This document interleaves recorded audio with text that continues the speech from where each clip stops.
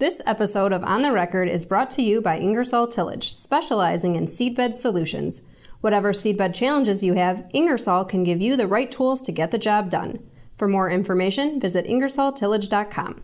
I'm Managing Editor Kim Schmidt. Welcome to On the Record. Here's an update on what's currently impacting the ag equipment industry.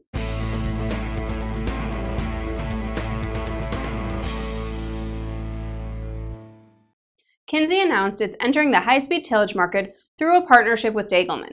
The new product line is based on a Canadian design produced by Degelman Industries that has been licensed to Kinze to build at its manufacturing facility in Williamsburg, Iowa. Roger Murdoch, Vice President of Sales and Marketing for Ingersoll Tillage, noted that the Degelman product has been a really hot product and seems like a natural fit for Kinze. Dealers we reached out to suggest this was a flailing arm move by Kinze to get them back on the radar. Dealers suggest this was an odd move by Kinze into an already competitive market.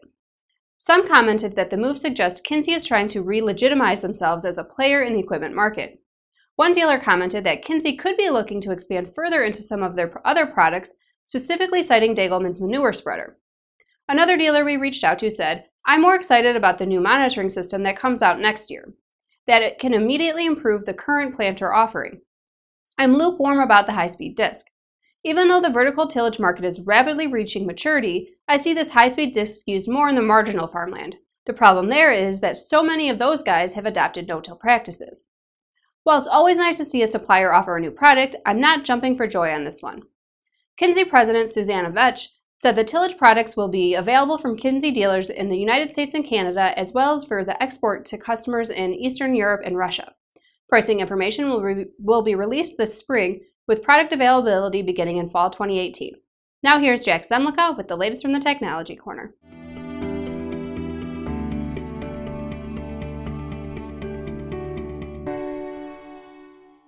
Thanks, Kim. Peer groups are nothing new to the agricultural industry, but developing a network of external support is an increasingly valuable resource for precision farming professionals.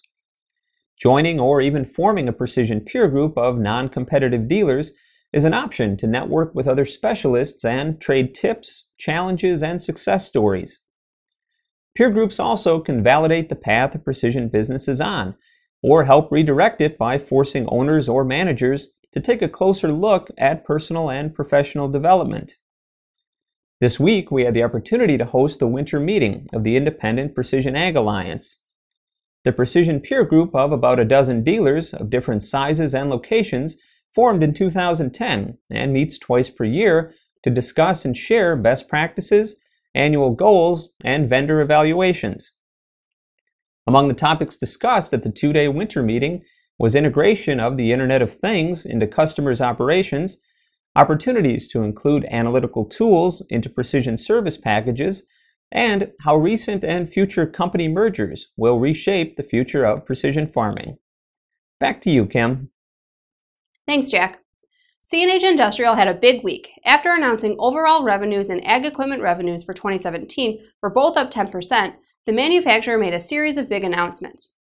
In response to AGCO's acquisition of Precision Planting and Deere's acquisition of Blue River, CNH is clearly not sitting still.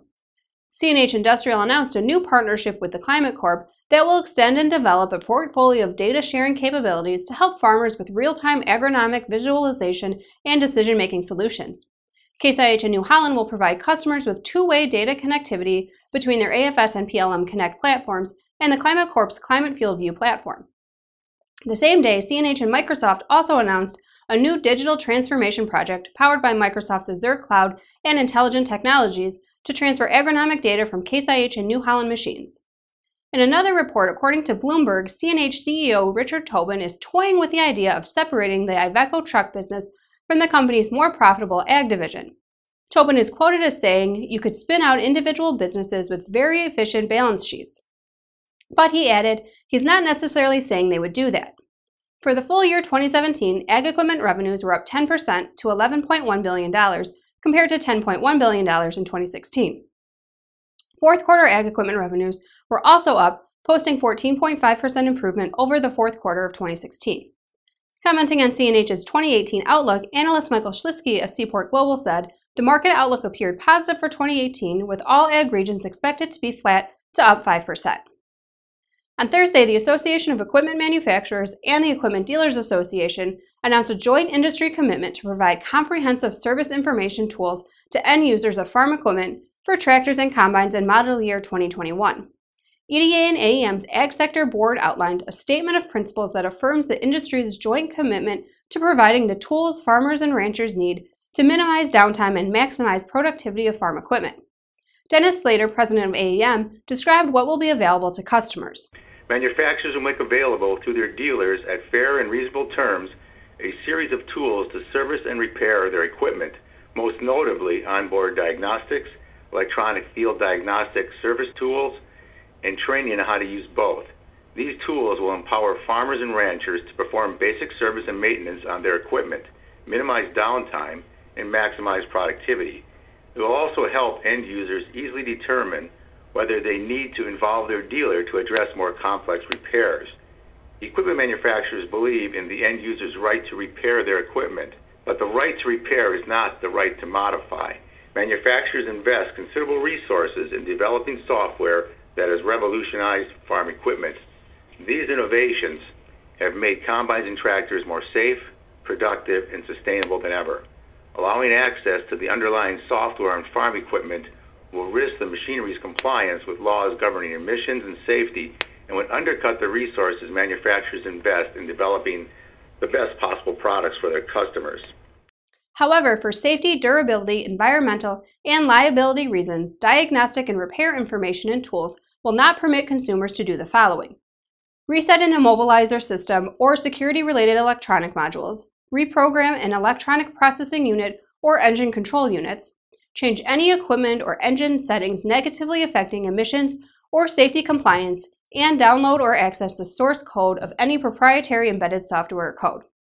And now from the Implement and Tractor Archives. Everyone who was around agriculture in the 1980s knows what a difficult time that was. While many believe it was farmers who got the worst of it back then, Mike Bolge, the distinguished professor in the Department of Agricultural Economics and the Center for Food and Agriculture Business at Purdue University, says what many people don't fully appreciate is that we actually had far more stress in the machinery and equipment part of the industry during that time period. 1 out of 4 machinery dealers went out of business or were merged out of business during the 1980s.